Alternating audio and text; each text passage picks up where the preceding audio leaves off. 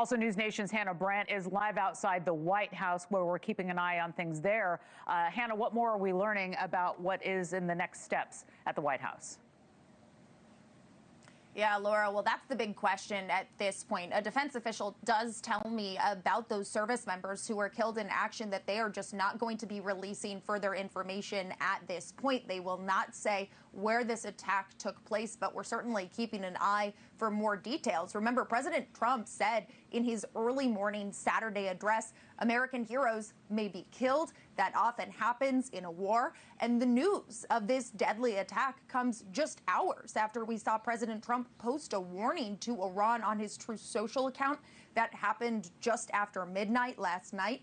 Let's take a look at what he said there. I want to read you a bit of it. He said, "If Iran does attack, does hit the United States hard, we will hit them with a force that has never been seen before." So quite a warning coming from the president just hours after launching those first series of strikes on Iran. And the president, remember, said that we would see heavy pinpoint bombing continuing throughout the week or as long as necessary, in his words, in Iran until the U.S. achieves the objectives of peace in the Middle East.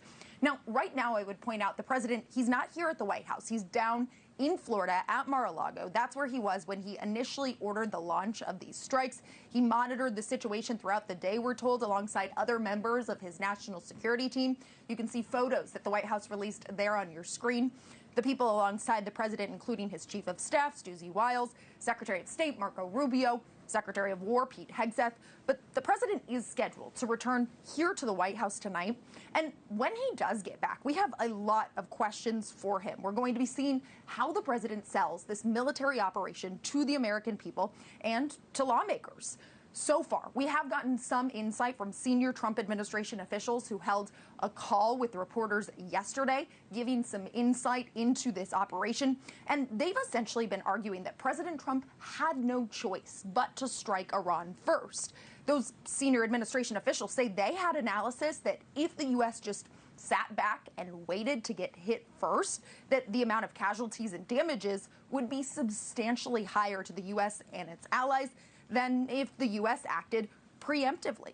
They also talked about how the efforts to go the diplomatic route with Iran fell apart. Remember, there were talks between U.S. officials and Iranian officials that were ongoing, but the Trump administration officials say Iranian negotiators used games, they used tricks, they used stall tactics in their words, and they tell us that those Iranian officials refused to even talk about ballistic missiles. They wanted to maintain their ability to enrich uranium.